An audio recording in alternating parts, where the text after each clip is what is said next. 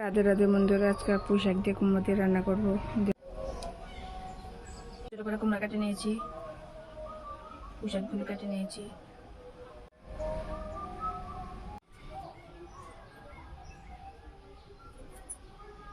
সরষের তেল দিয়ে দিচ্ছি, তেজপাতা, পাঁচফোড়ন।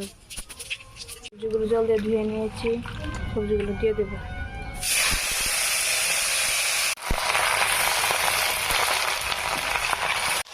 কুমড়াগুলো দিয়ে দিচ্ছি, লবণ দিয়ে দিচ্ছি, হলুদ দিয়ে দিচ্ছি, জিরে দিয়ে দিচ্ছি, কাঁচা লঙ্কা দিয়ে দিচ্ছি। সয়াবিন ভেজে সিদ্ধ করে নিয়েছি লবণ দিয়ে। সয়াবিন তরকারি দিয়ে দিয়েছি।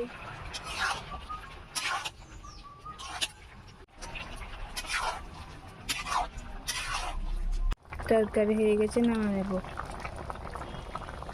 তরকারি নামায় নিয়েছি।